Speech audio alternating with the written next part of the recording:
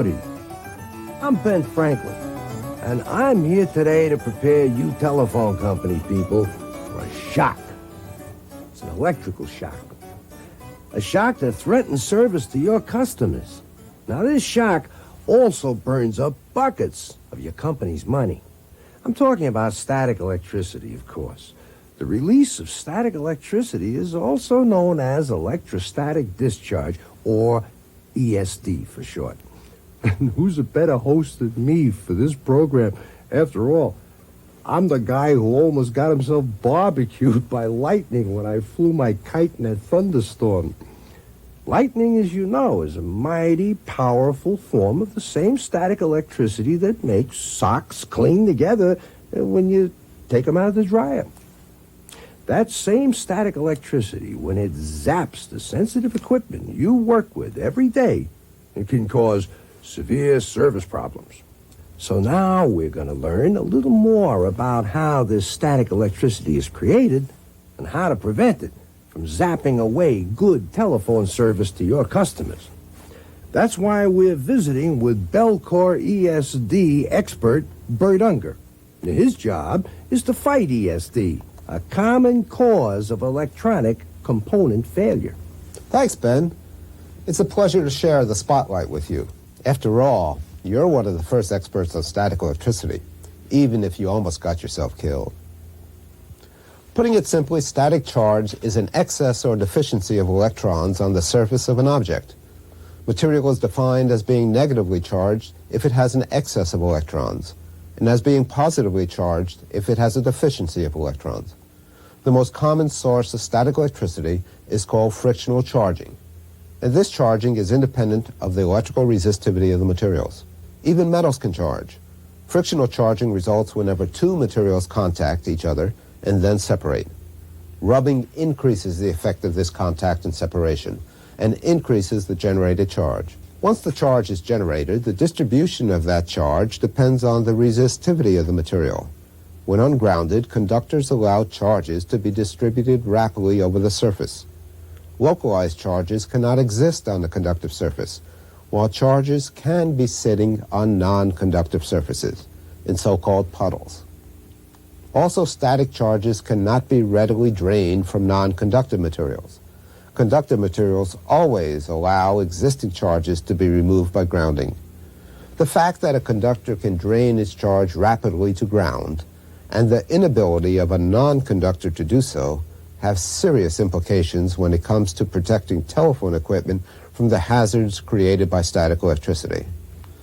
Here's an example, Ben. This component looks okay to the naked eye, and it is. This is the way a perfect integrated circuit looks under magnification. But when we look at the next device very closely with the help of an electron microscope, we're looking at trouble magnified thousands of times. There's no doubt about it, this integrated circuit has been zapped. The damaged area was caused by electrostatic discharge. And here's the strange part. It doesn't take a lot of static electricity to do this damage. Chances are that the person who zapped this component had no idea that the zapping was taking place. You don't have to hear, feel, or see the zap for it to do its damage, you know. And the damage that results can be of several varieties. Product damage or product malfunction results in a hard failure or destroyed component. But a device's operating characteristic may change when it comes in contact with voltages considerably less than it would take to destroy it. In this case, often called a soft failure or ghost failure, the system integrity is not detected in retesting, and hours are wasted in troubleshooting. Soft failures can cause the customer to be aggravated because repeated calls to repair service may be required before the problems are located and fixed. That's because soft failures are sneaky. Everything appears to be hunky-dory, but sick components are conking out instead of serving our customers. The list of static generators is quite an extensive one, Ben. You may be surprised to learn that the list is headed by the most common of all static generators, people. On a dry day, 15% relative humidity, there's virtually no activity that a person can perform that will not generate some static charge. Even the simple act of raising an arm, like this, generates static charge. Besides people, what are some other ESD generators, Bert? To varying degrees, just about all materials have the ability to generate and hold static charges. And some materials can generate extremely high levels of charge. A nylon smock, for example, can easily become charged to 20,000 volts. And as we've mentioned, a person walking across a carpet can generate charges up to 35,000 volts, depending upon what kind of shoes the person's wearing and the material in the carpet, and also the relative humidity of the room. High humidity tends to dampen the effect of ESD. But high humidity really doesn't exist in most telephone company workplaces that are air-conditioned. That's because cool air cannot hold large amounts of moisture. To give you an idea, here are some typical ESD voltages you may encounter in any telephone company work location. Notice the dampening effect of higher humidity. The chart shows that walking across a carpet can generate from 1,500 volts under high humidity conditions to as high as 35,000 volts when the humidity is low. And walking across a vinyl floor can generate from 250 volts to 12,000 volts. At a workbench, a person can generate from 100 volts to over 6,000 volts. A poly bag at a workbench can generate up to 20,000 volts. And people getting up from polyurethane chairs have been measured with potentials as high as 18,000 volts. Are you telling us that these voltages are enough to zap most semiconductor devices, then? That's right, Ben. Most semiconductor devices can be damaged under the right, or should I say the wrong, conditions. This next chart shows the range of voltages that can destroy some unguarded semiconductor devices. MOSFET devices have damage thresholds from 10 to 200 volts, and CMOS from 250 to 2,000 volts. And other devices can be damaged in the range shown. You get the idea, Ben? Well, I certainly do, but where do you find MOSFETs, JFETs, and CMOS anyway? I'm glad you asked, Ben. Systems that can contain static susceptible devices are mini-computers, data sets, electronic printers and monitors, digital loop carrier, and the new advanced systems. Hey, Bert, you left out pencil sharpeners. Who knows, Ben? There might even be some of those, too. But ESD damage isn't a kidding matter. So coming right up, we'll see what steps the phone company is taking to keep ESD in its place. And that place is away from the sensitive innards of electronic equipment. Thanks a million, Bert. That was a very informative presentation. We're in a central office to show you some of the ways that circuit packs with sensitive components are received and to talk about how to store, handle, and install them. There are 3 cardinal rules that we should keep in mind when handling sensitive circuit packs. 1, we should assume that all circuit packs are sensitive to ESD.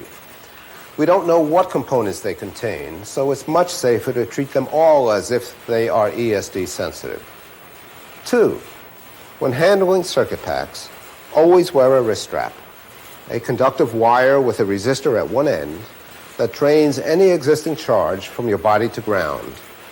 Attach one end of the wrist strap to ground, to a metal frame or a bolt near the workstation, and snap the other end to the wristband. That is not over your clothing, but the wristband should be touching your skin, making direct contact from the body through the wrist strap to ground. The third rule to keep in mind is that we should package, ship, and store all circuit packs with sensitive items in a static-free environment, one that will prevent the generation of static electricity and the discharge of static electricity into the circuit pack. There are many types of safe packaging available. Your company may receive circuit packs wrapped in one or more of these. Let me show you a few. This is a circuit pack wrapped in a pink poly bubble wrap.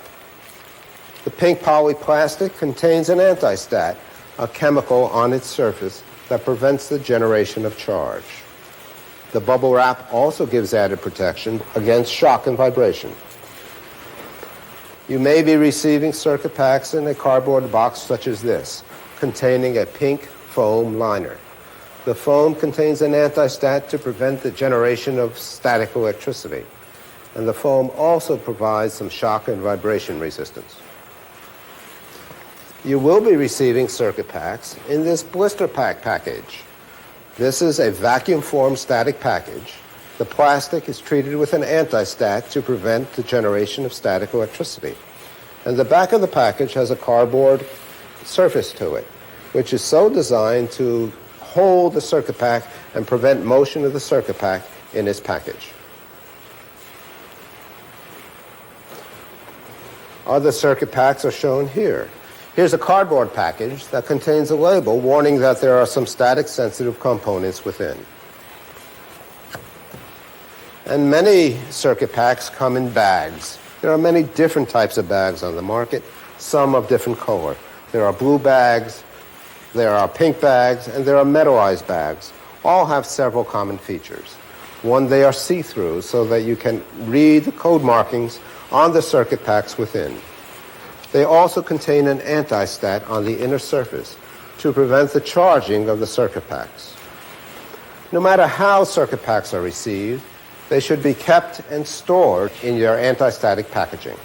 One should minimize the handling. Some packages will contain warning labels such as this, and they should be stored in your cabinets in the package that they received. When needed, they should be removed and transported to the frame while still in the package. At the frame, one should hook the grounding strap onto ground and the other end to the wristband. And only then should you remove the circuit pack from its container or from its package. Remember, only handle the circuit pack by its front face. Never touch the fingers in the back or the components within.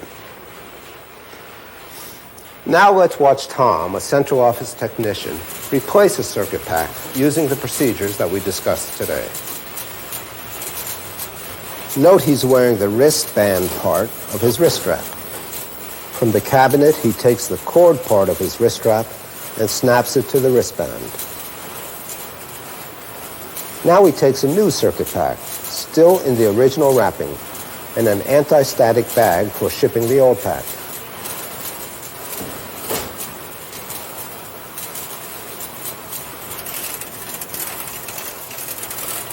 Here at the frame, he places the new pack and the bag on the shelf.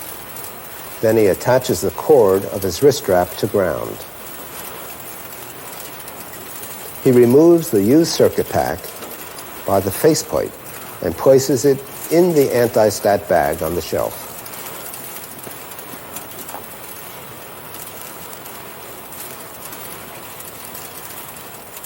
Then he unwraps the new pack and inserts it, holding it by the faceplate, all before he disconnects his wrist strap from ground.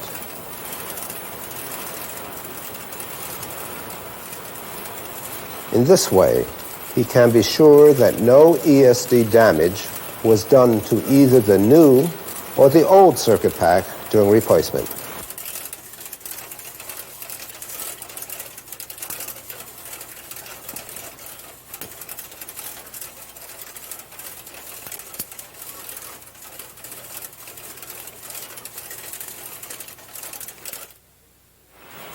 If before viewing this videotape you were aware that ESD is a major problem in the industry, we congratulate you. If not, you might be interested to know that many people in the industry are uninformed about the difficulties caused by ESD. In any case, we hope that the videotape has made you more conscious of the kinds of problems posed for the industry by ESD. And equally important, that your effort and cooperation are vital in overcoming these problems. Thank you.